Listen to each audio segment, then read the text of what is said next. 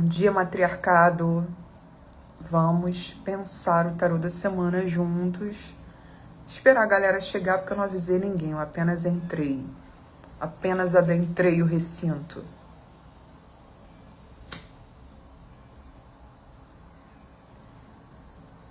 Ai, 7 da manhã, que essa louca já tá aqui falando no meu ouvido? Essa louca quer que você tenha uma boa Semana Santa, meu amor. O jogo desta semana está sinistro. De bom ou de ruim? Sinistro de surpreendente. Ele traz uma primeira sequência maravilhosa, óbvia, porque é muito fácil de ler a primeira sequência, mas a segunda sequência desse jogo, ela, dentro do sentido do jogo, é boa, continua boa mensagem. Mas se a gente olhar para essa segunda sequência isoladamente, ela pode nos trazer problemas. Vou esperar a galera chegar aí. Bom dia.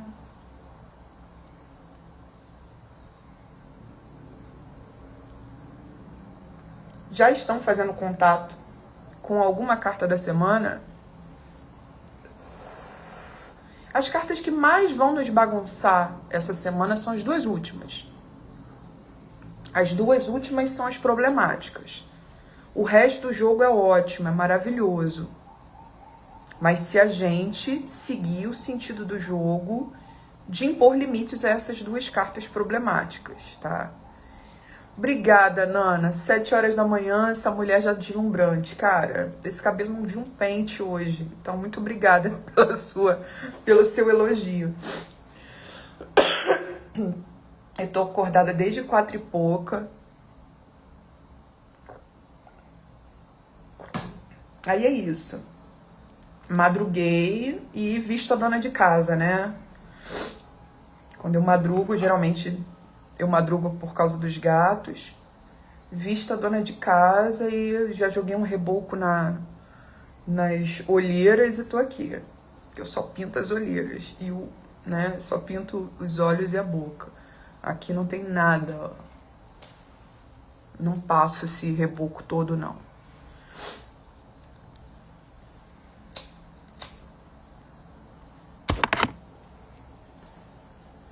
Não tem nada contra, não. Só acho que é muito trampo. Nada contra quem passa o reboco completo, entendeu? Eu pinto só a fachada. Por um simples motivo. Não tenho paciência. Então,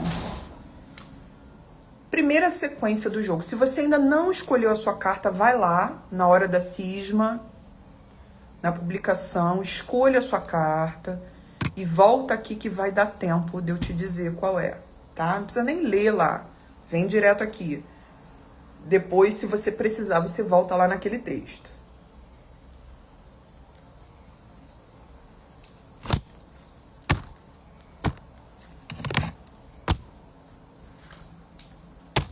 Todas as cartas arrumadas?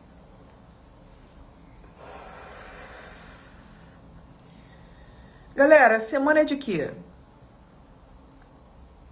Qual é a simbologia mais forte, mais séria dessa semana, considerando que nosso calendário é cristão? É a Páscoa. Mas o que é dentro da Páscoa? O que é o centro da simbologia da Páscoa?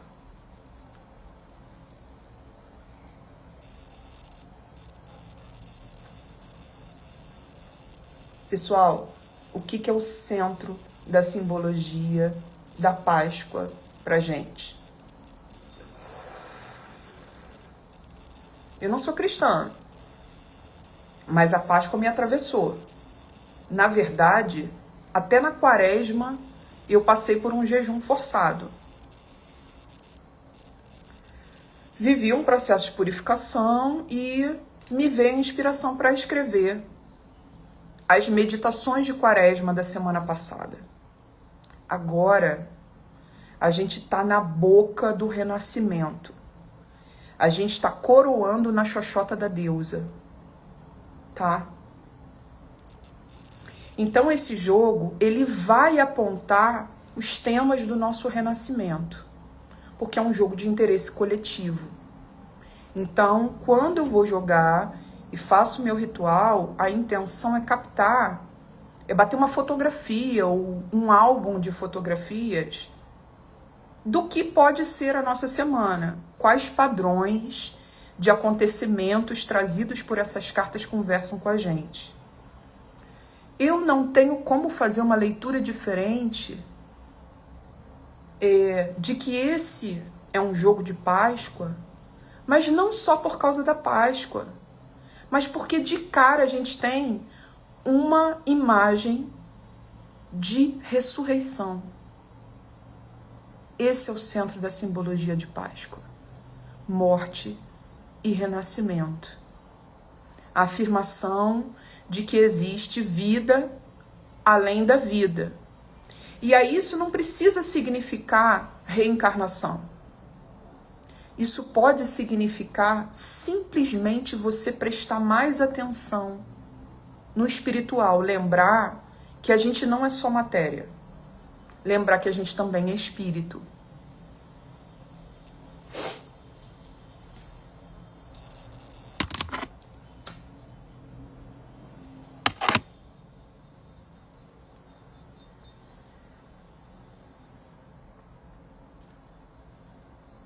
Muito antes de Cristo,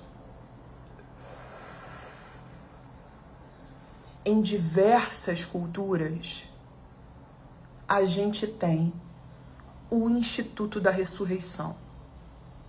A gente tem personagens míticos, ou heróis, ou deuses, que renasceram. Porra, joinha, vai ficar de zoeira com a minha cara. E certamente, entre esses personagens todos, que são várias culturas, tá? Desde os sumérios a gente tem gente ressuscitando, deuses descendo ao mundo dos mortos e voltando. A gente tem o trânsito entre mundos, que não vai se encerrar no processo da morte. A gente tem o retorno ao mundo dos vivos. E, na verdade, isso vai simbolizar todos os nossos períodos na vida de morrer um pouquinho dentro da existência. Porque a gente vive vida, morte, vida. Não só na totalidade da experiência da vida. Você nasce aqui, né, leva a tua vida toda, morre e renasce num outro mundo, renasce em espírito. Mas quando você passa por processos de luto, você também morre e renasce. Quando você desce ao inferno pelo fim de uma relação, você morre e renasce. Você passa por uma transformação profunda no seu corpo, aqueles casos de transformação corporal sinistros. Ou a pessoa fez uma cirurgia, ficou entre a vida e a morte. De muitas maneiras, em maior ou em menor grau, a gente passa pela experiência da morte dentro da vida. Entre os gregos, a primeira a passar por essa experiência. E ela não passou por essa experiência uma vez não, tá? Ela passa pelo menos uma vez por ano. É a deusa Perséfone. Na semana passada a gente viu a mãe dela aparecer no jogo, a imperatriz. Agora a gente vê a filha. A filha começa a história com um determinado nome. E depois ela tem um outro nome. Assim como em todos os processos de iniciação.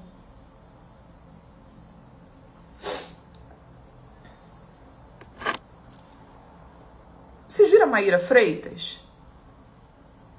Vocês acompanham a Maíra Freitas? Cantora, compositora, pianista foda. Aquela mulher toca muito. Filha do Martinho da Vila. Ela é a cara do Martinho da Vila. Elas são, né? Todas elas, a Martina. Todas elas são a cara do Martinho. Impressionante.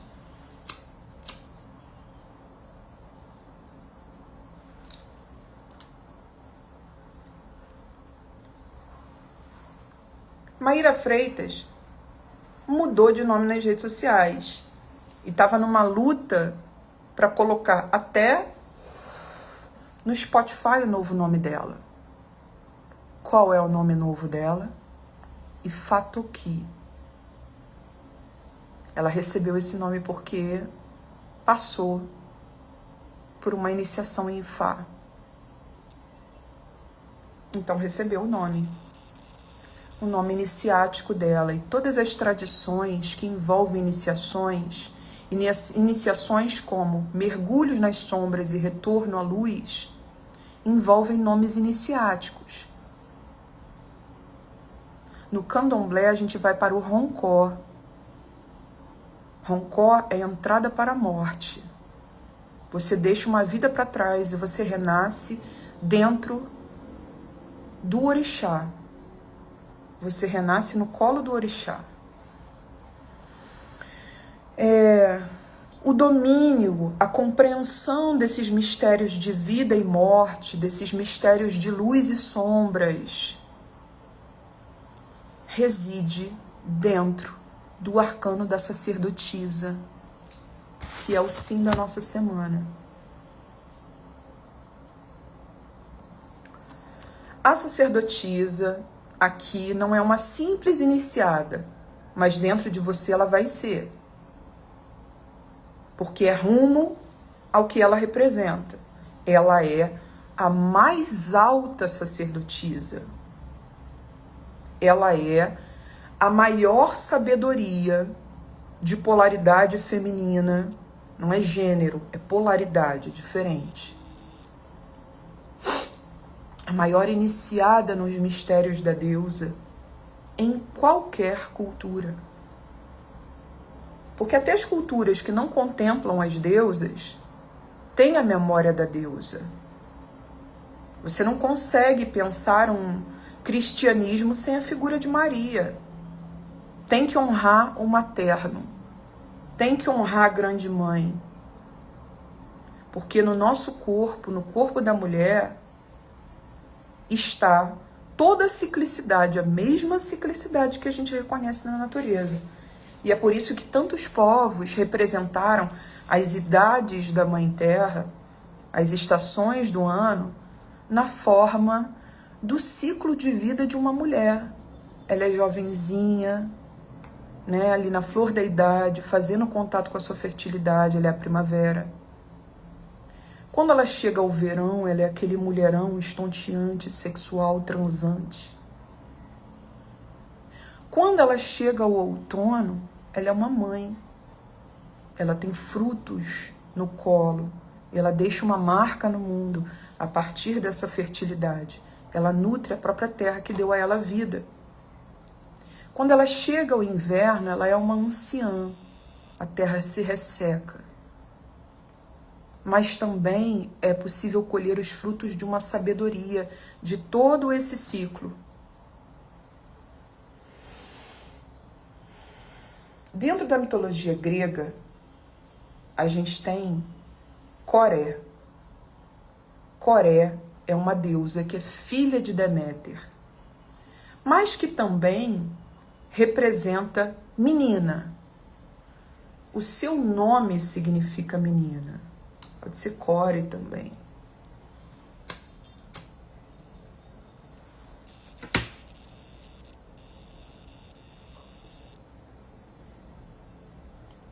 Quase Core, né? Coração. Bom, essa garota foi sequestrada pelo tio, que era louco por ela, apaixonado por ela. E ela, jovenzinha, chegando à idade adulta, é a clássica relação novinha, cara mais velho. É uma exaltação dessa cultura. Acho que a gente pode pegar um pouco mais leve aqui e abordar como mera simbologia. A garota, que não tem nenhum conhecimento da vida, ela é super protegida pela mãe Deméter, ela não vai nem à esquina, porque ela se fode no momento em que ela está saindo de casa e vai colher uma flor à beira de um lago. Dizem que essa flor que ela colheu era um narciso. Dizem que o Narciso, aquele garoto que já estava predestinado a morrer, ele foi transformado. Predestinado a morrer por quê? Todos estamos. Mas a história do Narciso é que ele só teria longevidade se ele nunca se visse no espelho. Então a mãe cria ele para nunca se olhar no espelho. Mas de repente ele se vê no espelho d'água, se apaixona pela sua imagem, fica aprisionado ali e morre afogado, tentando resgatar aquele garoto de imensa beleza de dentro do lago. Exatamente à beira desse lago, quando ele renasce como Narciso, ela já começa colhendo uma flor que é um renascimento. A garota Coré se encanta pela flor de Narciso e aí alguém só pega nela aqui, ó, levanta ela e sai arrastando ela, joga ela dentro de uma carruagem e mete o pé. Só em Eleusis essa carruagem vai parar. Não para fazer xixi, não para comprar um cachorro quente na estrada, mas porque é o elevador.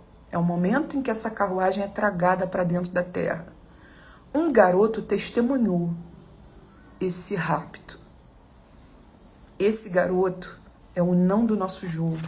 O nome dele é Triptólemo. Ele era um lavrador. Ele estava em frente ao local do crime. E ele contou para a mãe da garota o que ele viu. Ele foi quem explicou que havia um rapto acontecendo. A gente tem dois personagens da maior importância para essa história aqui.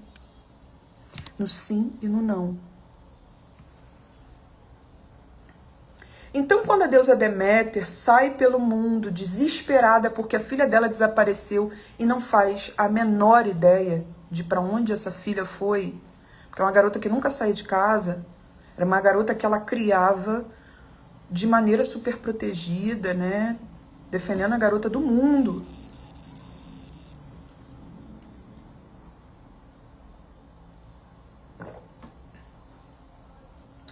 Ela sai pelo mundo desesperada e ela é a própria terra, então a terra toda resseca com o desespero dessa mãe. Mas ela vai parar nas terras desse garotinho. O garotinho tá ali, cuidando da terra com todo amor, com todo carinho, a terra que ressecou, tá conversando com a terra, porque ele ama a terra. Ele é um agricultor que extrai a vida da semente, conversando com a terra com todo amor. A terra responde a ele, trazendo o bruto. A deusa Deméter avistou a cena do garoto conversando com a mãe terra, que é ela mesma. E ela chorou. Ela se emocionou e quase que esqueceu, por alguns segundos, do rapto da filha. Mas de repente o garoto nota a presença de uma senhora. Ele olha ao redor e vê Deméter se aproximando. Ele não sabe quem ela é, ele só vê uma senhora, uma mãe, sofrendo muito, chorando. O que foi, minha senhora? O que aconteceu? Senta aqui, vou te dar uma água. E aí ela fala, minha filha desapareceu. Sua filha, como ela era? Assim, assim, assado. E ele fala, peraí, eu vi essa garota. Eu vi o momento que essa garota estava pendurada numa carruagem, essa carruagem foi tragada para dentro da terra, logo ali, ó. Então essa mãe recebeu a informação de que ela precisava. Só com essa frase. Por quê? Se a garota estava na carruagem e foi tragada para dentro da terra, quem sequestrou sua filha foi o seu próprio irmão.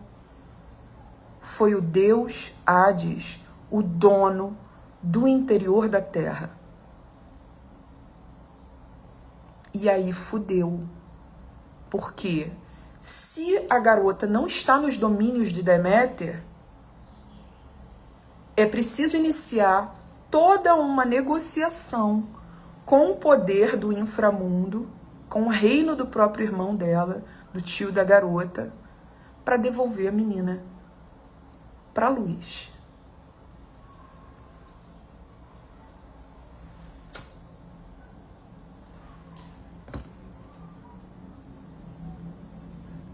Deméter abençoou esse garoto para sempre, com o dom da agricultura, especialmente com o cultivo do trigo. O garoto ficou milionário só porque ele testemunhou o rapto de Perséfone, de Coré? Não. Porque quando ele fala para a mãe, sua filha foi raptada para o inframundo, ele também está revelando o destino dessa deusa. Ele está dizendo, a sua filha, o seu fruto, tem que morrer para germinar. Cara, Drão é uma música absurda. Porque é exatamente o mistério do triptólemo. Aquilo que precisa morrer para fecundar o ventre da terra e voltar à vida. É o fruto que cai e a semente volta para a terra e dá outra árvore. O que brota da mãe terra tem esse destino. Para poder prosperar, tem que fecundar o interior da terra, mas o interior da terra não pertence a Deméter apenas. Ele é dividido com o reino do seu irmão Hades, o mundo dos mortos, lá onde os vermes comem a carne. Então a filha de Deméter tem que conhecer os dois mundos para que ela possa prosperar. É uma deusa que tem a fertilidade da mãe, mas que também domina, assim como o tio, os mistérios da morte. Então ela é sequestrada, começa uma negociação dos deuses para trazê-la à tona, e lá embaixo eles já estão se pegando, não sabemos a que altura do campeonato. Ele dá a ela uma larica, aquela larica da madrugada, sabe?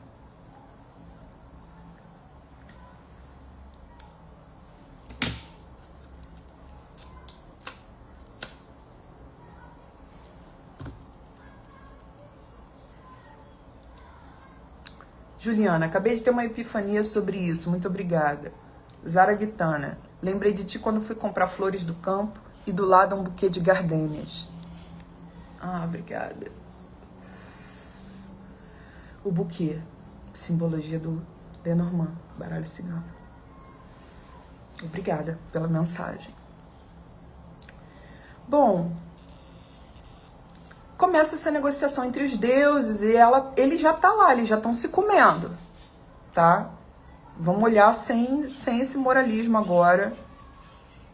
É foda, é um incesto, são deuses, tá? São poderes que se conectam dessa maneira.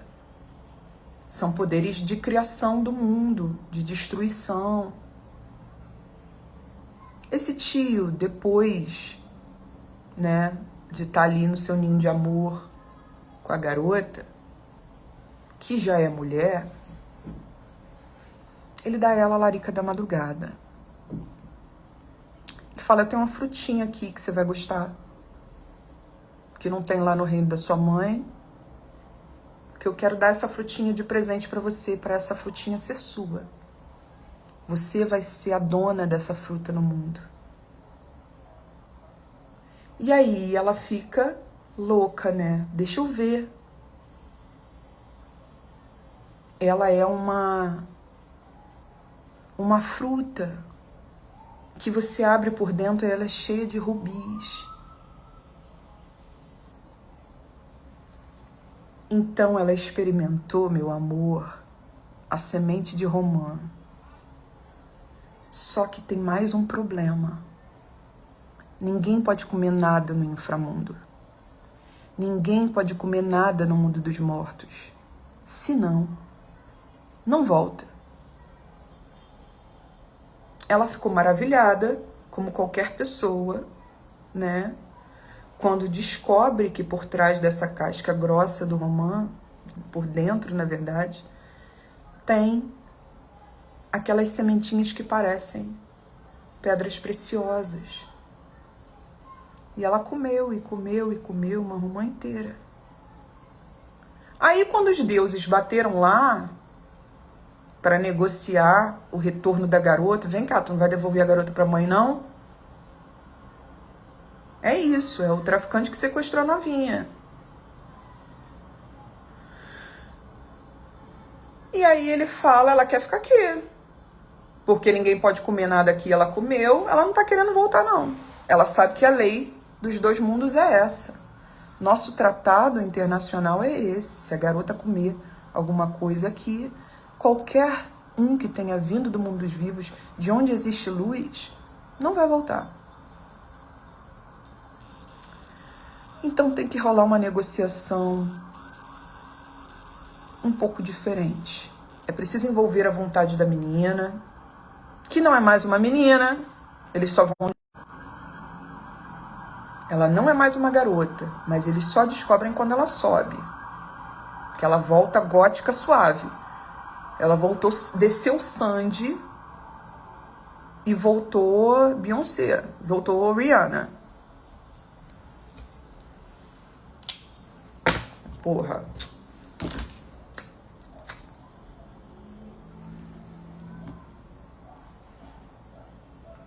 O que fica acertado é, quando essa garota voltar, ela vai ter que ficar um tempo com a mãe, mas não adianta. Depois de um tempo ela vai ter que descer de novo para o mundo dos mortos. E quando ela sobe, todo mundo descobre o porquê, porque ela volta pombagira. Ela volta vestida como um mulherão e assumiu o reino, o trono do mundo dos mortos, porque virou a esposa do tio. Ela volta rainha, coroada. Ela foi coroada lá embaixo, tá? O boy deu pra ela uma suíte presidencial no inferno. Igual teu boy aí, ó.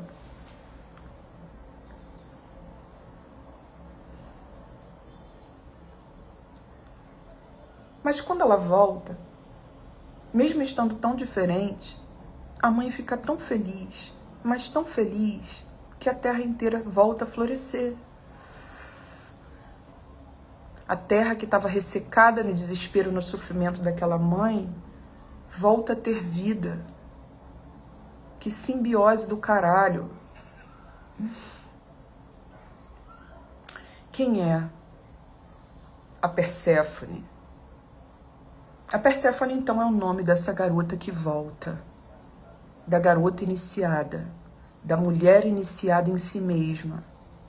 Em suas zonas inferiores, seu inframundo. Eu fiz um livro em homenagem a essa simbologia. Porque uma mulher precisa mapear o seu inframundo, entender quais são as experiências afetivas que arrastam ela para os seus infernos interiores, para ela encontrar lá dentro dela a sua maior sabedoria, a mulher que impulsiona ela de volta, um mulherão que joga ela para a luz de novo. Não, entende aqui o que você tem para entender com tudo isso que está socado no teu porão, no teu inframundo, tudo isso que você recalcou. Olha para isso aí e volta mais consciente dos seus infernos. Volta rainha, um pouco mais rainha, cada vez mais rainha do seu inframundo. E não desça a esses infernos por esse motivo nunca mais. Alguns a gente ainda volta, né? Volta a descer por aqueles mesmos motivos, até mapear. E mapear é o processo de busca por autoconhecimento. Então eu entendi, a partir de um determinado momento do meu feminismo, da minha militância, que a mera denúncia não é o que gera a transformação. Porque a violência já te atravessou, a experiência já está ali em você. É preciso elaborar. É preciso entender quem você é, mais além do lugar em que o patriarcado te colocou para funcionar. Mas eu posso estender isso também ao masculino. Porque a gente faz terapia para lidar com caras que não fazem, né? Com pessoas que não fazem.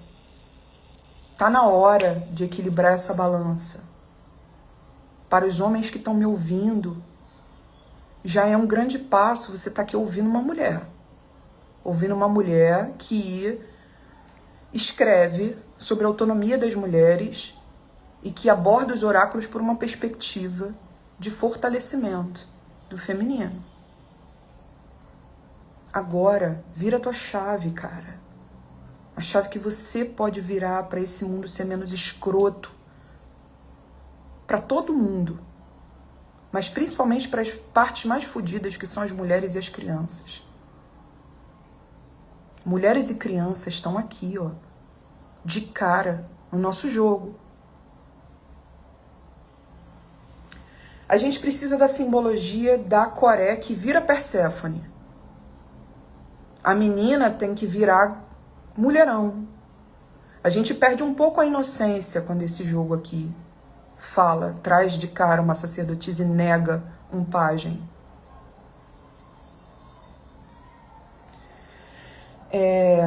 A sacerdotisa, dentro do tarô de Marsella, ela é a história da papisa Joana, que há controvérsia sobre se isso teria acontecido ou não, mas é simples, uma mulher virou papa. Uma mulher que todo mundo pensava ser homem, teve uma trajetória absurda dentro da Igreja Católica e virou homem, virou papa. Todo mundo pensou que fosse homem, que fosse um sacerdote. E assim, aquele tipo de sacerdócio de ir para a rua, curar pessoas doentes, pessoas que estão com pestes, né? No meio da peste.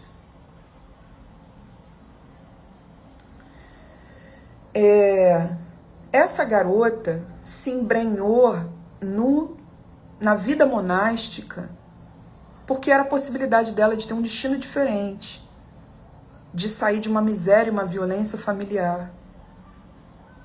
Então, como garoto, ingressou no seminário e foi crescendo dentro da hierarquia da igreja, crescendo e crescendo. Chegou a sofrer perseguição interna, porque era um sacerdote muito humanizado, um olhar muito humanizado.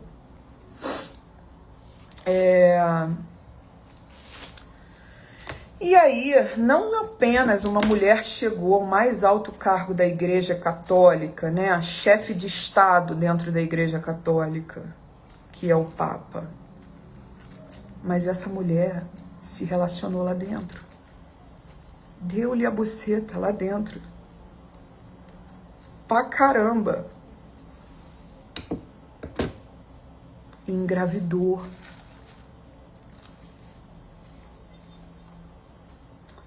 E teve um aborto em praça pública.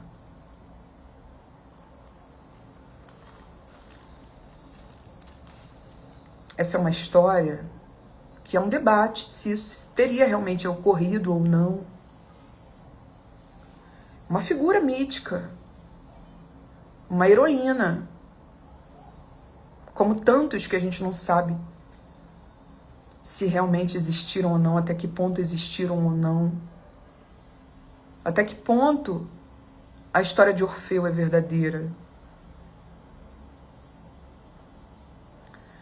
Então essa é a Papisa Joana. É por isso que exclusivamente dentro da escola de Marsella, a Papisa Joana, aliás, é por isso que dentro exclusivamente da escola do tarô de Marsella, não falamos a sacerdotisa, falamos papisa.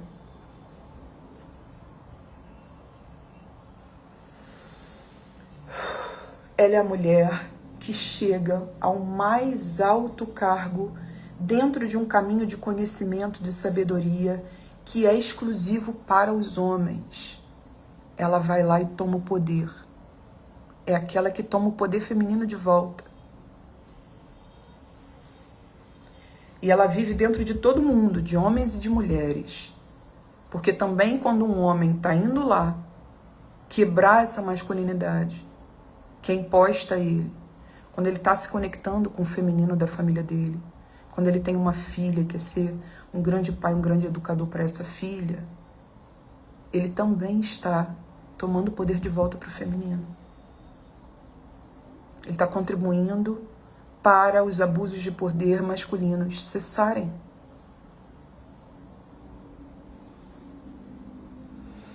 Caralho, eu tô toda arrepiada, maluco. Tô toda arrepiada. Deixa eu ver quanto tempo eu tenho. Putz. A sacerdotisa tá no sim. Então, dentro do tarô mitológico, a gente tem a Perséfone, porque é um tarô baseado na mitologia grega. Mas é o mesmo personagem. O arcano 2 é o arcano da senhora e dona do templo, daquela que possui todo o conhecimento do mundo no seu colo, na forma de um livro. Ela é a mulher do livro. Então ela vai representar a nossa relação com os saberes espirituais, mas com a compreensão também de que existe algo de espiritual por trás da nossa responsabilidade com um determinado conhecimento. E principalmente a importância de colocar algo no mundo, de trazer a nossa obra, porque ela é a senhora do livro. A representação dela no tarô de Marsella é da Papisa Joana. E ela possui um livro sagrado no colo. Vocês vão ver outras representações em outros decks no mundo, de bruxas, né, de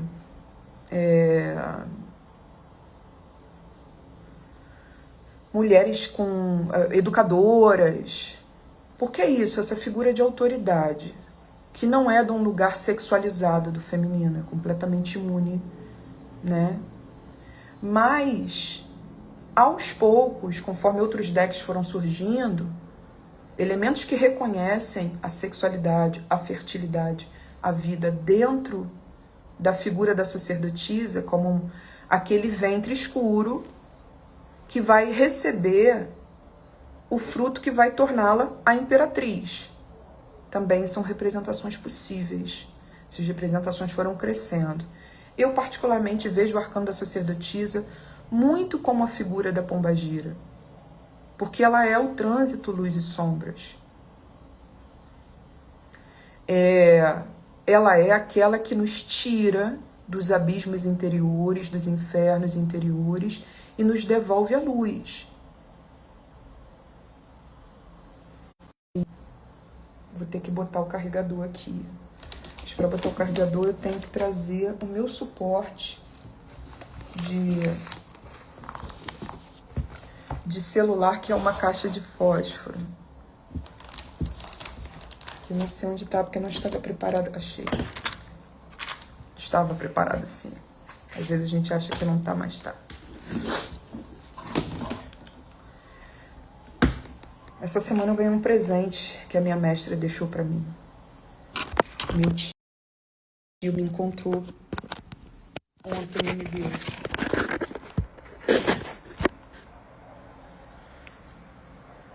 Que é a grande referência bruxística da minha vida. É a mulher que me ensinou a chamar Deus de deusa.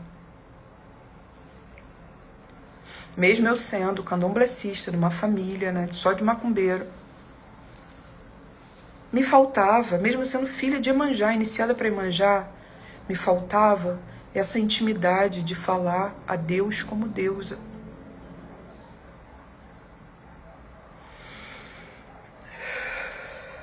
E depois compreender que isso não era uma negação do masculino. Que na verdade é o masculino que está contido no feminino. É a gente que dá luz, não o contrário. É preciso honrar o lugar de onde você veio, o ventre do qual você veio. Então, o arcano da sacerdotisa está no sim. Você tem que se conectar com essa consciência de expansão da sua experiência espiritual no mundo, da experiência espiritual na matéria. Então, pensar a semana espiritualmente, mesmo para quem não é cristão, é bem-vindo. É bem-vindo fazer contato com os valores dessa semana. Eles são desejáveis. A gente quer um mundo onde a misericórdia, a compaixão, a solidariedade, tudo isso seja possível. A capacidade de perdoar, de renascer, de recomeçar. A gente repudia esse martírio que está simbolizado, né, na Via Crucis. A gente não quer mais isso pra gente não quer mais isso pro mundo. Então esses valores são bem-vindos. Muita gente, que é da Umbanda principalmente, vai vivenciar no sábado de Aleluia a reabertura dos terreiros. Então cada um vai fazer contato com a sua dimensão sacerdotal de alguma forma. Mas ela é bem-vinda, precisamos dela.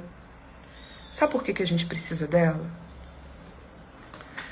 Porque o tarô desta semana, ele está exaltando as vitórias que a gente obteve, não porque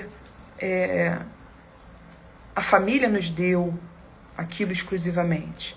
A gente está exaltando aquilo que a gente conquistou por nosso mérito individual dentro da história dos indivíduos de uma árvore familiar. Aquilo que você conquistou porque você foi lá e fez.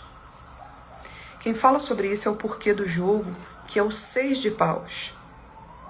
O 6 de paus, que saiu há 2 semanas, é o herói Jasão, que construiu um barco, juntou amigos e foi a uma ilha buscar uma relíquia sagrada, uma relíquia dos deuses, que é a lã do carneiro de Ares, a lã de ouro, o velocino de ouro. Esse herói finalmente, depois de várias batalhas, de várias aventuras, colocou a mão nesse troféu. O navegador botou a mão naquilo que foi buscar em outras terras. É um vitorioso. É um atleta com um troféu na mão.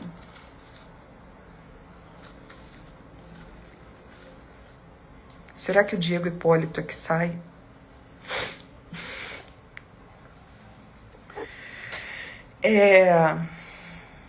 Que edição flopada, hein? Só tô acompanhando pelas redes que eu não tenho paciência mais pra ver. Mas é claro que eu acho que é a Vitória Estrada que vai ganhar. Realmente, comportamento impecável, né, cara? A mulher é muito atriz, é muito psicóloga. Ela tem muita inteligência emocional. Até que enfim, né? Ganha alguém da inteligência emocional, porque tava brava. A desinteligência tava só, né, vencendo.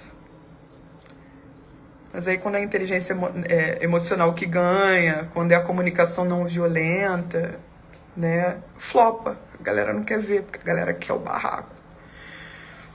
Então no 6 de paus a gente tem o troféu, a vitória, as vitórias passadas que a gente tem que ostentar, que a gente tem que lamber mesmo, as vitórias nas quais a gente está querendo colocar a mão agora, os troféus que desejamos dentro de um futuro próximo.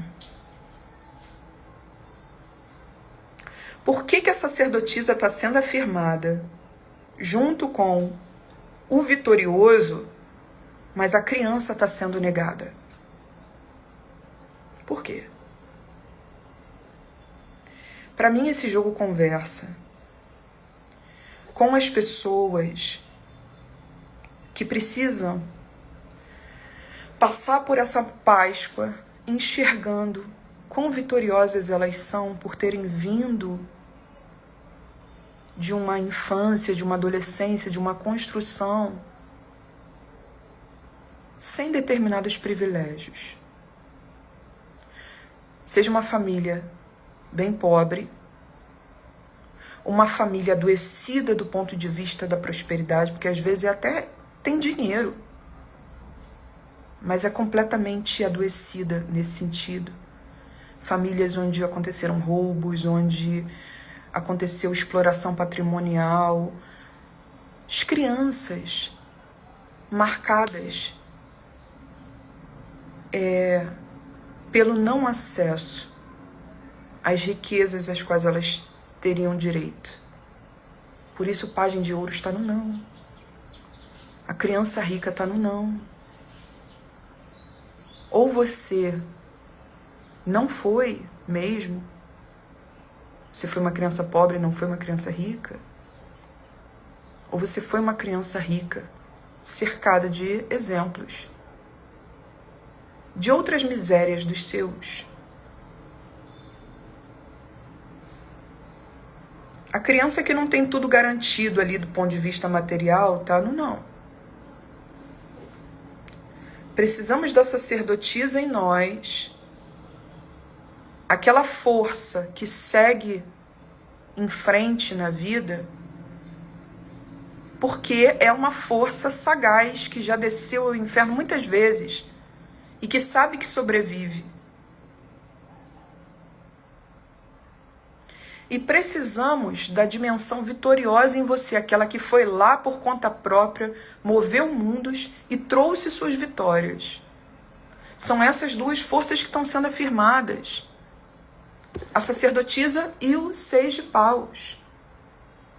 O 6 de paus manda a gente olhar para a sacerdotisa em nós. Talvez para você admitir suas vitórias, você precise também da sua dimensão espiritualizada. Olhar para o desenho do teu caminho espiritual aqui nessa terra. Para a ideia de missão, de sacerdócio, aquilo a que você devota, né? Sua força, sua luz. Aquilo que te ajuda a acender sua luz. A sacerdotisa pode ser perfeitamente até uma terapeuta. Porque é um mulherão que tem o conhecimento de luz e sombras. Mas nós temos então aquela que vence, sim, porque venceu a morte. E aquele que venceu porque moveu mundos e fundos na direção do desejo. Nós temos essas duas forças de vitória diante de uma criança rica que está sendo negada.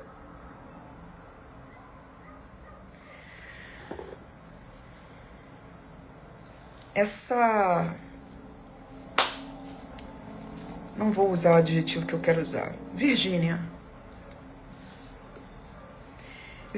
popularizou uma expressão, né, do auge do capitalismo selvagem dela, que é o mimimei, né? Mimar a si mesma. É ruim porque é quase que um prazer, assim, né, sádico em ridicularizar o pobre, né? Que nem Maia Massafera tentando pregar alguma coisa de feminismo e fazendo rios de bolsas caríssimas que compra. E falando que as pessoas ricas gostam de pessoas magras. Mas assim, é ruim porque houve um sequestro. Há um sequestro simbólico da ideia de mimar a si mesmo. Que essa sim é muito bem-vinda para a construção da nossa autonomia. Fica parecendo que só essas mulheres que têm muito podem se mimar. Como você não está nesse nível, não tem esse poder aquisitivo dessas pessoas, você esquece de que você pode acolher a criança dentro de você e que você trabalha pra caralho justamente para poder dar a essa criança coisas que você quer dar, poder exercer a ideia de mãe de si mesma. Então o tarô desta semana está pedindo para vocês olharem para isso, para a pessoa que poderia mimar um pouco mais a criança dentro de si, mas não está fazendo isso, provavelmente porque ainda não estabeleceu uma relação na vida adulta com o dinheiro, com a sua parte financeira, que seja até mesmo uma expressão de cura na história dessa família com a prosperidade. Pessoas que ainda não chegaram a uma consciência material delas, autônoma.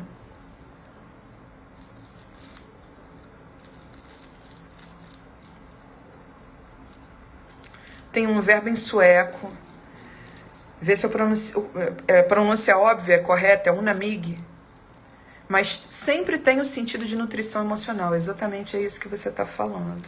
Então, isso está no jogo das deusas do mês, Juliana. No jogo das deusas do mês, a gente começa com a carta da criança e termina com a carta da mãe. A gente tem a Eostre, a jovem mais jovem de todo o oráculo da deusa, iniciando as deusas do mês. E a gente tem, como a última carta do jogo, Ísis, a grande mãe egípcia que herda as características divinas das mães anteriores a ela, como Hathor. Bom,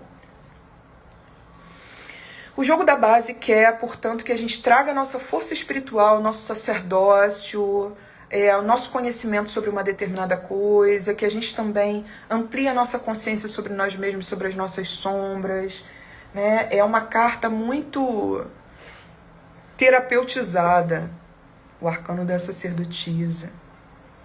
Está na hora de olhar para a semana, para tudo que está acontecendo com você por uma perspectiva espiritual mesmo, em relação à sua jornada nessa terra. O jogo da base também quer que a gente afirme o nosso lado heróico, o nosso lado que deseja, enfrenta seus desafios, vai lá e bota a mão no que está querendo.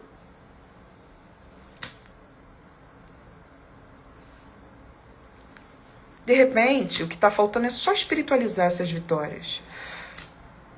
Para você conseguir chegar a uma generosidade com a criança dentro de você. Uma generosidade consigo diante de uma infância, uma adolescência que contiveram suas dificuldades aí.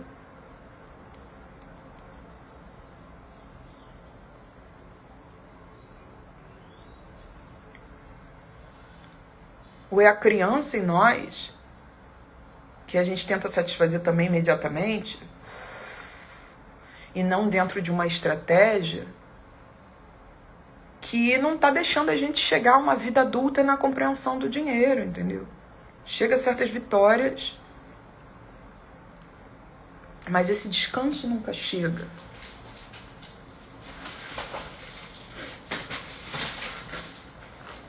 Ainda tem que comprar água fora, cara. Ainda tô nessa. Bom, no topo do jogo a gente tem 3 cartas. Uma delas também é de vitória. Então a gente pode considerar aqui que tem 3 cartas de vitória. A sacerdotisa é a vitória sobre a morte, né, sobre as adversidades, sobre as sombras. Se a pessoa está um pouco perdida na vida, fazer contato com a sua própria sacerdotisa vai ajudá-la a se reorientar. Porque é aquela que enxerga melhor do que a gente. Enxerga nas sombras, no mundo da escuridão.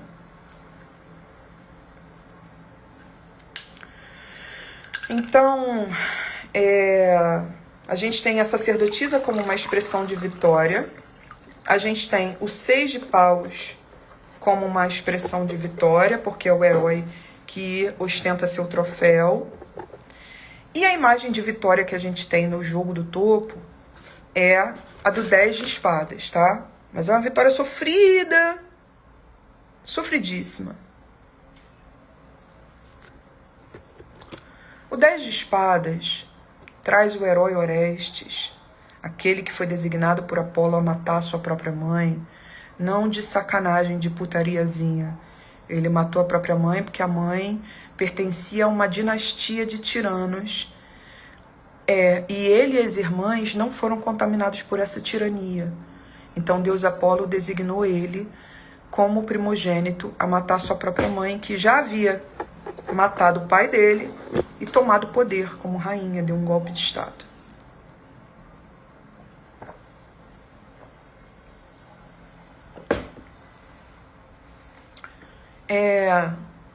Orestes foi lá e matou a mãe. Depois de toda uma crise, todo um sofrimento, seguiu a ordem de Apolo. O que aconteceu?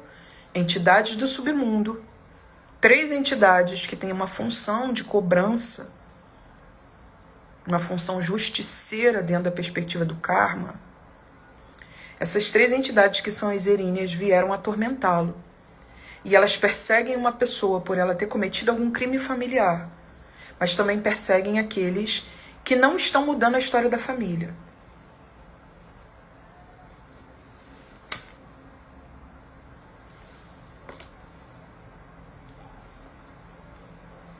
Aqueles que vieram para respeitar a história não respeitam, e aqueles que vieram para quebrar e não quebram. Como que elas perseguem? Elas ficam falando no ouvido da pessoa até a pessoa ficar maluca, até a pessoa querer morrer.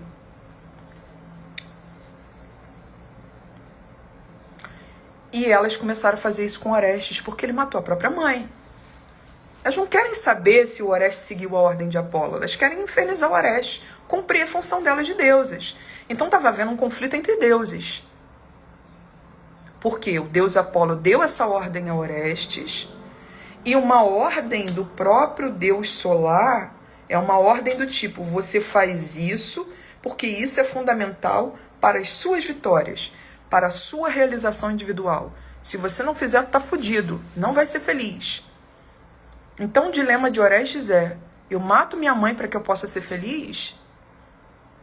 Ou eu fico com essa culpa de filho, sofrendo com karma familiar, as entidades do karma familiar me atormentando?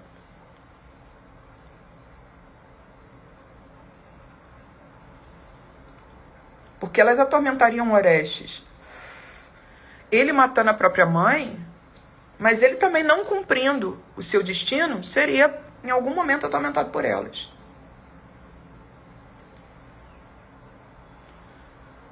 Então, exausto de ouvir as eríneas falarem no ouvido dele, Orestes cai, desmaia. O sol está nascendo lá atrás. O deus Apolo está ocupado fazendo o sol nascer, trazendo um novo tempo para Orestes. Por isso que ele não está aqui na imagem como Apolo. Apolo é um herdeiro do sol, né? O sol é Hélios. Ele é um filho de Zeus que herda as características, os atributos solares das gerações anteriores a ele. E representa a nossa glória, a glória do nosso destino, nosso sol pessoal.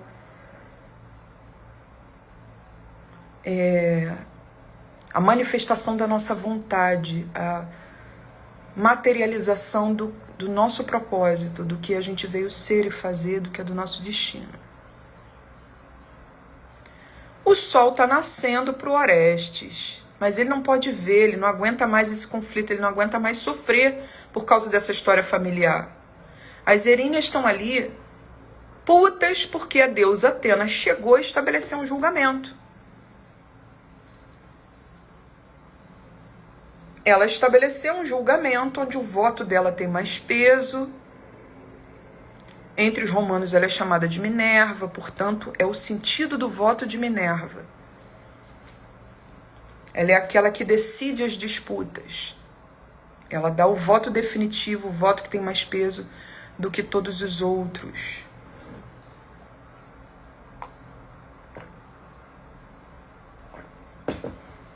Ela desempata.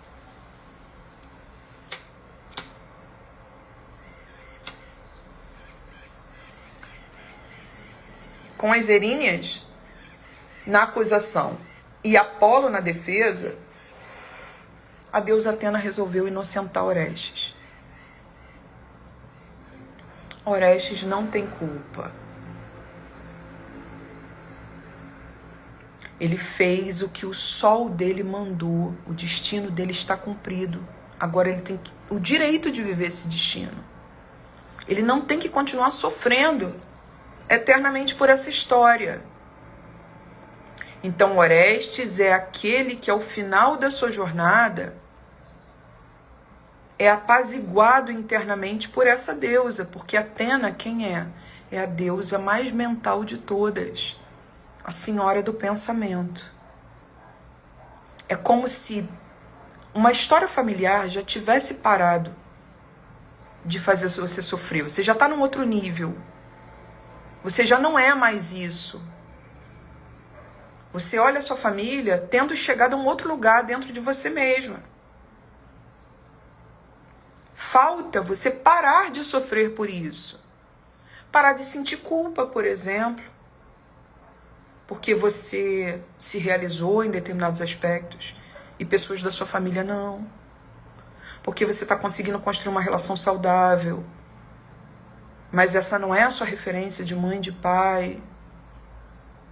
Parar de sentir culpa porque você não quer que os avós participem com certas ações negativas da criação dos netos. Você quer que os seus pais melhorem.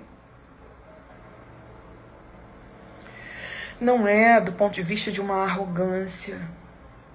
Na verdade, de repente está te faltando essa arrogância.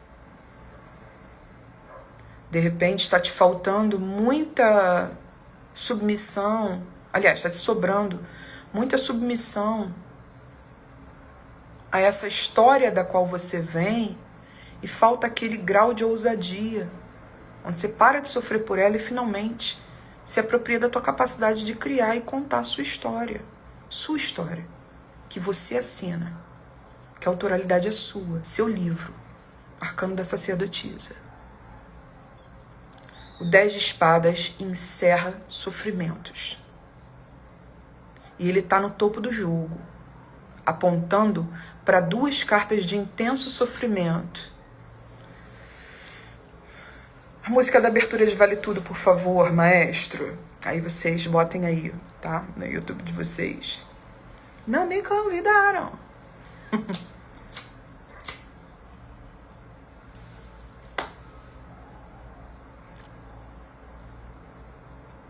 O fim do sofrimento trazido por Atena, né?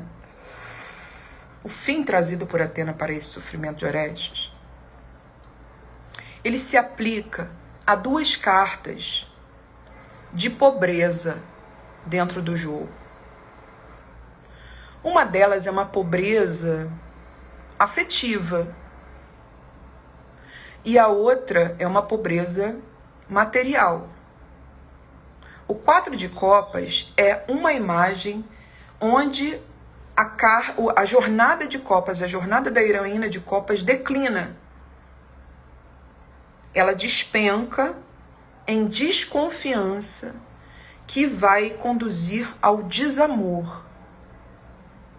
Ou o contrário, ela percebe um desamor que amplia sua desconfiança. Seja como for, o 4 de copas é a carta onde desconfiamos, abrimos os olhos, enxergamos alguma coisa que não é tão agradável e que nos impacta afetivamente.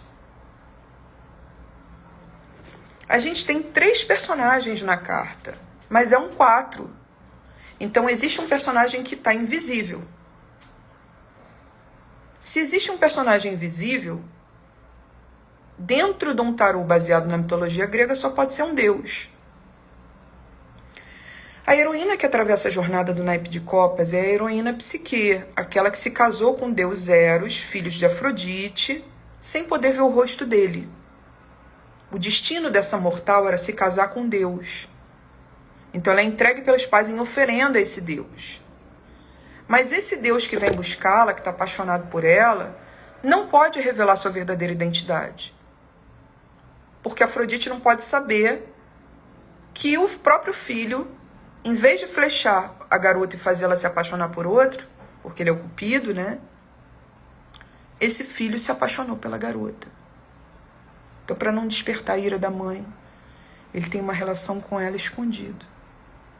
Igual o teu boy aí, ó, que não resolve esse Édipo nunca na vida dele.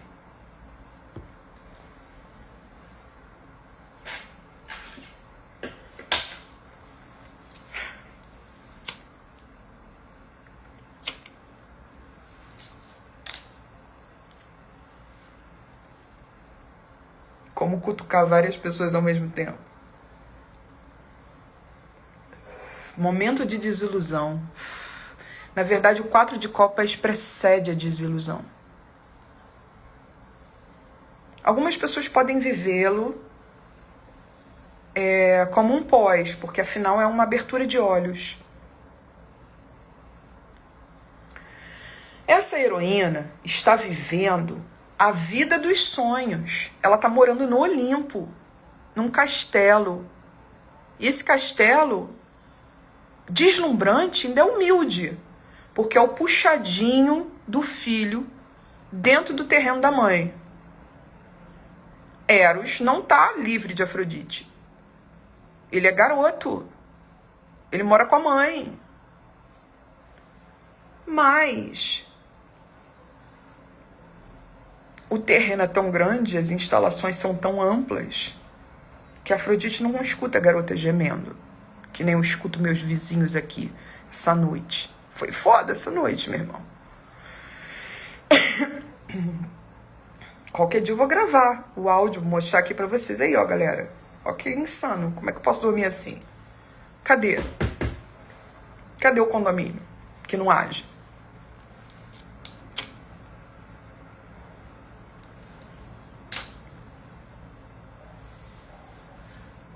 Então, o cara botou uma garota pra viver com ele dentro da casa da mãe.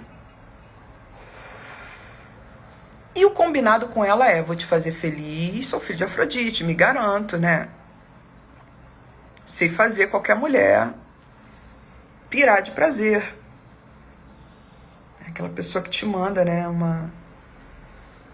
Te manda sentenças que fazem parecer isso.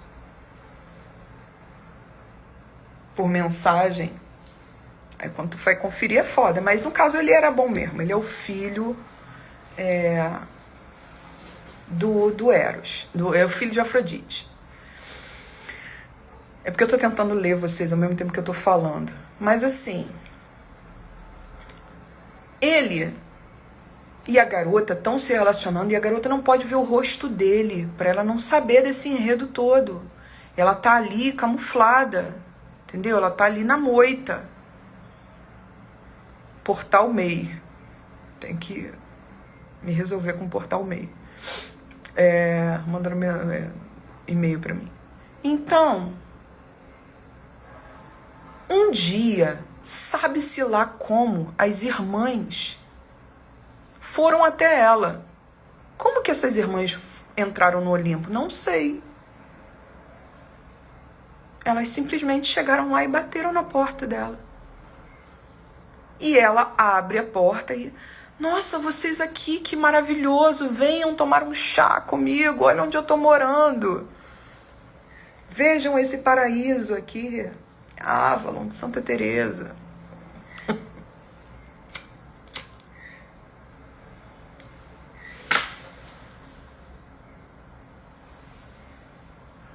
Acho que é o tucano, hein? E eu tô desde dezembro esperando um tucano aparecer.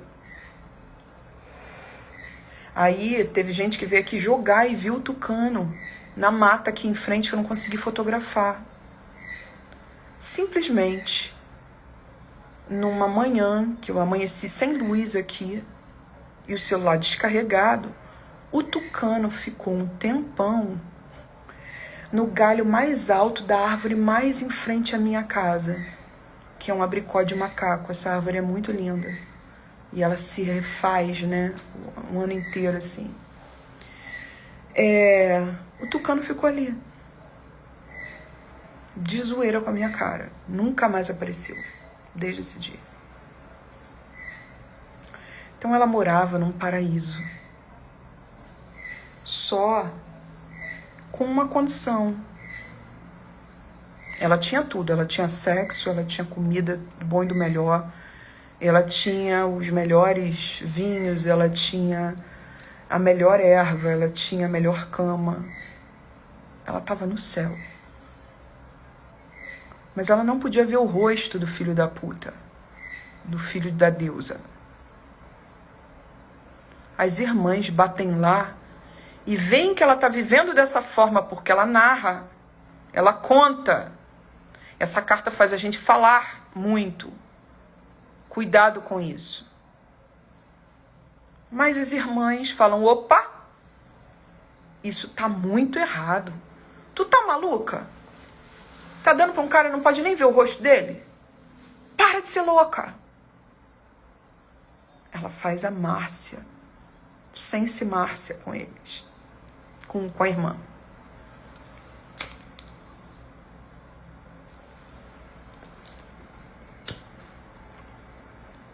E nesse momento, a psique começa a abrir os olhos para o quão absurdo é a situação afetiva em que ela se encontra. A Nietzsche comentou, não fala não, lá vem o shade. Mas tá gozando pra caralho, ela tá. Que é isso, né? Ele é moleque piranha. Mas aí, ela tá com essa cara de songamonga, né? Ouvindo as irmãs falarem. E há aquele venenozinho que o mito joga. Essas irmãs estão mesmo querendo abrir os olhos dela? Será que não é inveja, não? Será que a ex do Cauã não tá exagerando, não? Será que os atores não estão sabendo lidar com o jeito dele, não?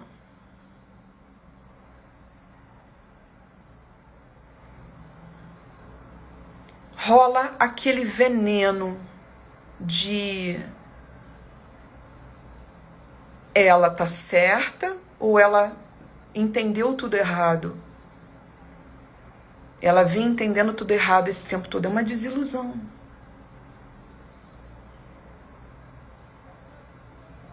A desilusão mesmo se efetiva no 5 de copas. Mas você pode viver essas cartas, né, fora de ordem. Você pode já ter rompido. E depois refletir, abrir os olhos, entendeu? Notou que tem algo estranho, corta. Depois você vai se convencendo de que não, cara. Realmente estava insustentável. Eu precisava respeitar meus limites. O 4 de copas, portanto, é uma miséria. É uma carta de declínio dentro da simbologia fértil de copas.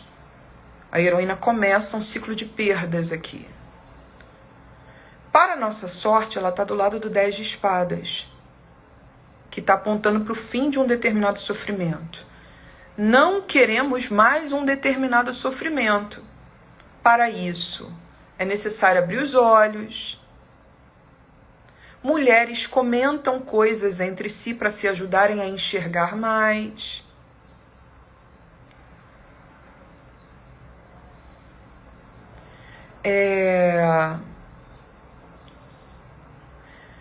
Amplia-se a desconfiança. O problema dessa carta é que a desconfiança pode assumir proporções assim catastróficas e levar as pessoas a projetar, a fantasiar, né, a inventar explicações porque elas não estão enxergando direito. Então você aumenta. Então é uma carta que pode render um bafafá da porra aqui. É treta. É falatório. É uma carta que ela marcou ao longo da existência do Laboratório de Previsões Oraculares momentos em que a gente teve denúncias de violência contra mulheres muito fortes. Eu lembro que ela saiu quando rolou daquele DJ lá do Calcinha Preta agredir a própria companheira, que foi um vídeo, né, que circulou, que viralizou. Então o 4 de Copas, ele expõe também violências contra mulheres, ele expõe o machismo, ele escancara situações onde homens estão sendo abusivos, estão mandando muito na situação. Por isso que esse caso do Cauã, ele é didático pra gente. Como é que você pode pensar que a mídia e os padrões de beleza e o jornalismo, né, de celebridades, enfim, lustram o pau desse cara semanalmente, criam esse galã que é absolutamente canastrão, todos os personagens são iguais, entendeu? Mas é bonito. Então, nossa, é o grande galã, não temos mais, é Maia, né? Decaiu também, tropeçou no próprio assédio. Mas, cara, os homens são mimados socialmente de uma tal forma que quando um cara é super, hiper, mega power extra mimado, em função de estar no topo da cadeia alimentar e poder comer a buceta que ele quiser, como é que você pode esperar que esse cara vai fazer um bom uso desse poder, cara?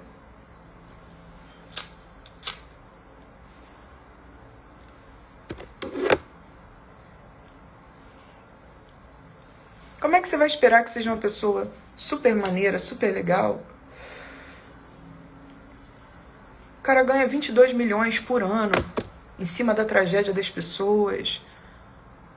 As mulheres não podem comentar nada pra mídia deixar vazar nada, porque vai expor a imagem do galã. Mas não arranha a imagem do galã, ele fechar com bets, cara.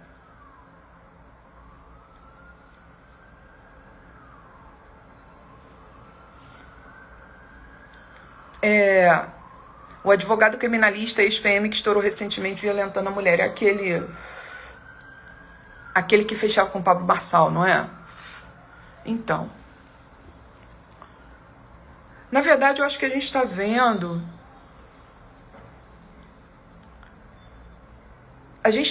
que esses anos, né, de direita e de afirmação dessa masculinidade, essa resposta ao levante feminista, a resposta conservadora ao levante feminista do nosso tempo, ela está articulando todas essas frentes de afirmação de uma masculinidade atroz, violenta, que não vai negociar o mundo, que é dona do mundo. Essa explosão das bets, ela não é à toa, não é... É porque esse cenário de apostas, de jogos de azar, ele captura essa masculinidade. A masculinidade mais entorpecida pelo ganhar dinheiro fácil pelo ficar rico do dia pra noite. As próprias músicas estão contando, cara. Tigrinho, me dá o meu dinheiro pra eu comer 4 putas.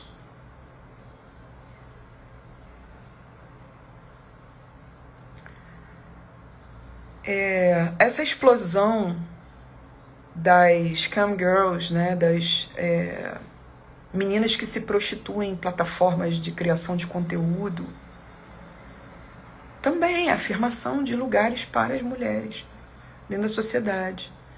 Essa cultura, né, cada vez mais flagrante assim, de culto ao corpo, e que hierarquiza as mulheres, porque o padrão de beleza ele é uma moeda dentro do patriarcado, que valora as mulheres, escalona as mulheres, hierarquiza elas, a partir do quanto elas estão ajustadas ou não a esse padrão. Isso também tá aí, ó, enquadrando as donas de casa tudo fazendo dancinha com suas leggings e balançando os peitos e a bunda, né? Com a desculpa que tá ali dançando aquela música que fala do jogo do tigrinho.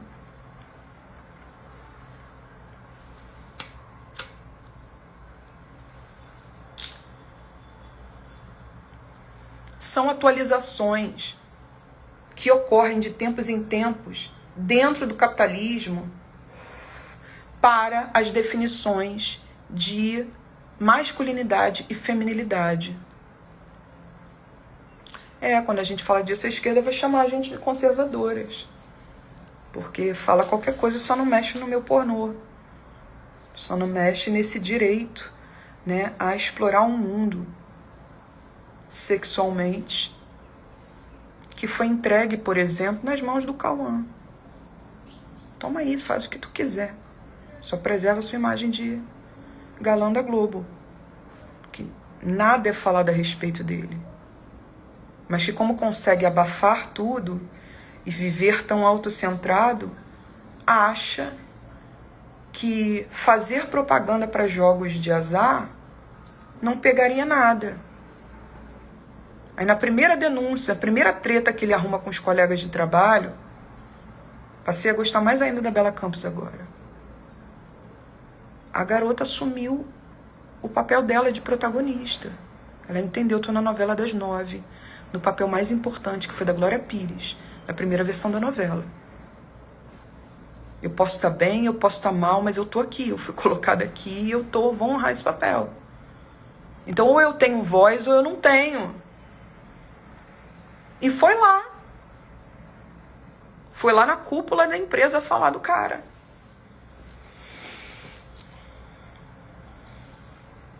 Eu compreendo o argumento do porra, o cara reclamou que Humberto Carrão passou a mão nele. Quem é que reclama do Humberto Carrão passar-lhe a mão, gente? Humberto Carrão tem um monte aqui no meu bairro. É um a cada esquina, tem uns 5 só no meu condomínio, eu acho. É a figurinha comum em Santa Teresa, é um Santa Tereser clássico. Não é isso tudo não.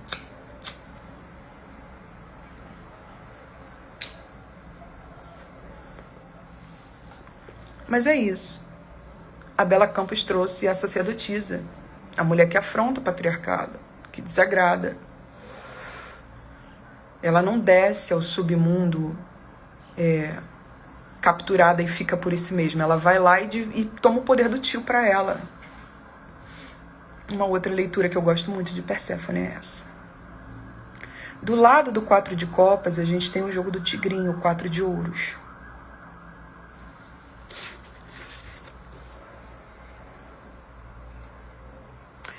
No 4 de ouros, a gente tem também um momento em que desaba, né? Meu Deus, 84! Meu Deus, 84 minutos de live. Vocês não me avisam, cara. Vou ter que editar de novo. Pronto. No 4 de ouros, o herói do naipe de ouros está prosperando. Ele começou a fazer sucesso. Ele está recebendo os valores pelo seu trabalho. Mas ele se desconecta da sua própria abundância e olha para uma criança e projeta nessa criança toda a sua escassez internalizada. Ele começa a dar aula, porque ele está prosperando, começa a ser mestre de outros marceneiros. E aí a tia dele, a irmã dele, a irmã do Dédalo, fala para ele: eu queria tanto que você desse aula para o meu filho. E ele se torna professor desse garoto. Só que o garoto começa a se destacar. O garoto começa a inventar coisas, ele começa a arrasar na marcenaria. E os mais velhos acham o máximo. Aquele garotinho prodígio. Aqueles garotinhos que vão no Raul Gil.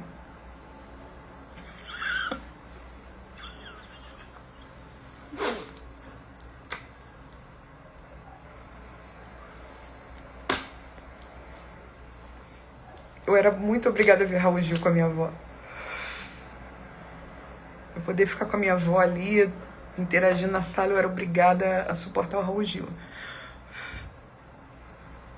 Aí, o Dédalo começou a olhar com inveja para o sobrinho, porque estava se destacando. Como assim esse garoto está recebendo mais olhares do que eu? Não posso deixar de receber olhares em nenhum momento. Eu sou o galã da novela das 9. Só que da marcenaria.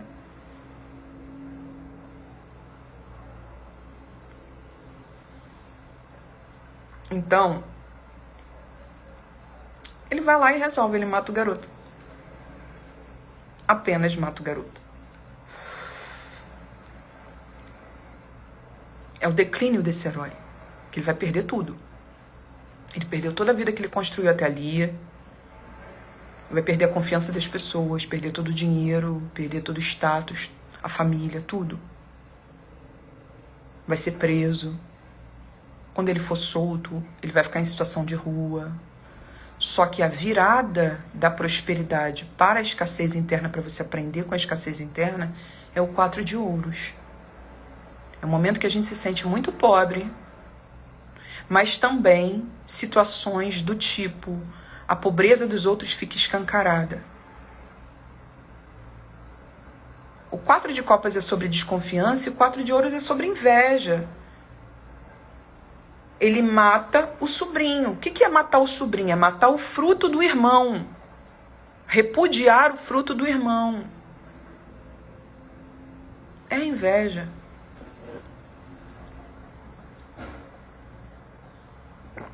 Essa inveja se evidencia porque ele deixa de olhar para as suas próprias riquezas e passa a olhar para o que ele não tem. Então é uma carta que pode ocasionar, em primeiro lugar, situações envolvendo inveja, competição, intriga, né? Galã incomodado com a protagonista que é novinha, em ascensão, recebendo mais destaque do que ele na mídia, né? Canastrão esse tempo todo. A garota precisou de umas 3 novelas canastras para ela começar, né, a melhorar, ser aplaudida, tá segurando o rojão. O 4 de ouros é tudo isso. É uma carta de perdas financeiras e também do não querer doar. Você trava. Percebam como ele está agarrado nas 4 moedas de ouro, olhando o garoto pelas costas, né, e jogando ali o seu veneno. Ai, caramba. Aí, para nossa sorte, é preciso considerar que o 10 de espadas está se aplicando ao 4 de copas e ao 4 de ouros. Queremos encerrar um ciclo de sofrimentos. Então, no 4 de copas, a gente pode estar encerrando um ciclo de sofrimentos ligados a um determinado falatório, ou um determinado falatório pode estar acontecendo para encerrar esse ciclo. O 4 de copas, vamos lembrar que é uma carta onde 3 irmãs estão conversando. E o 4 de ouros, vamos lembrar que é uma carta de tio e sobrinho.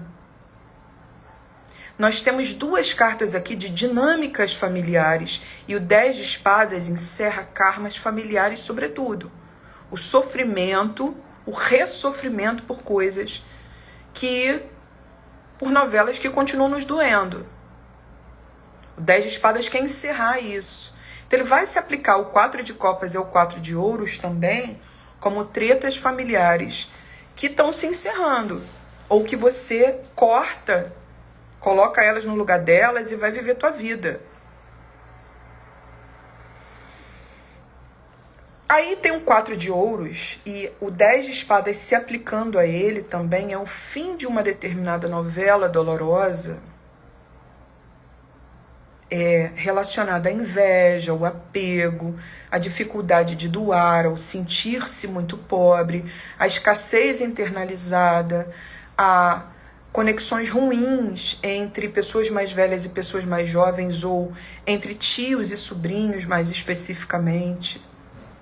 O 10 de espadas quer cortar o sofrimento do 4 de copas e o sofrimento do 4 de ouros. Essas 2 angústias aqui têm que morrer.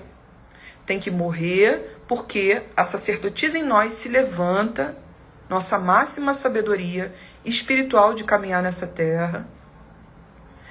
Ela reafirma as nossas vitórias e diz que mesmo que nós tenhamos sido, né, essa criança que ou teve de mais ou teve de menos, mas que cresceu sem o sentimento de realmente ter com que contar, né? Essa criança aqui, ela não vai ficar sem mãe, não. A mãe é a gente. Eu temo só as manifestações isoladas do 4 de copas e do 4 de ouros.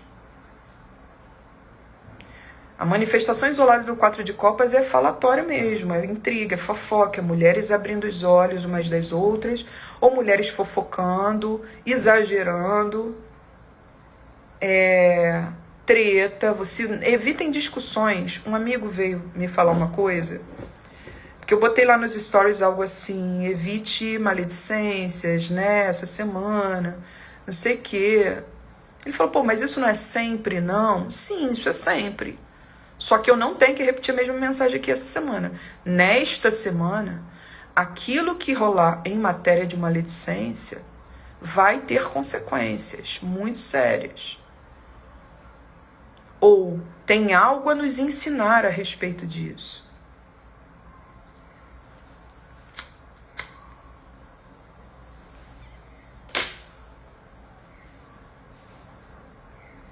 A minha preocupação semanal é com a manifestação das cartas. No 4 de ouros, no 4 de copas, as manifestações boas do 4 de copas são mulheres conversando, se apoiando, abrindo os olhos, né, denúncias de violências e tal. Mas as manifestações ruins são a picuinha, o falatório, a desconfiança exagerada, fantasiar muito a respeito de outra pessoa, fofoquinha. Isso a gente não quer. 4 de ouros. Não tem manifestação boa, é tudo ruim. Não tem. Nada se salva nessa carta. O cara tá prestes a cometer um crime, porra. O que tem de bom nisso? Tem nada. É uma ruptura, ele tá rompendo com a ideia de prosperidade dele para se enfiar no inferno. A deusa Atena tem mais poder do que eles. A deusa Perséfone tem mais poder do que eles. A criança com direito às suas riquezas, à sua prosperidade em nós, é divinizada, tem mais poder do que eles. Jasão está com um símbolo da mais alta proteção divina em cima da cabeça dele. Então, se todas as outras cartas positivas nos garantem, nos seguram, Eu vou defender que o 10 de espadas está vindo para encerrar o ciclo de sofrimentos do 4 de copas e do 4 de ouros. Eu vou rejeitar, né, aqui a manifestação individualizada dessas cartas, porque nós temos direito à mensagem completa do jogo. Eu profetizo assim. Esse é o tarô da nossa semana. Boa semana pra gente. Venham jogar comigo, tá? A agenda tá aberta. Vai entender sua Páscoa, vai se espiritualizar, vai olhar pra dentro.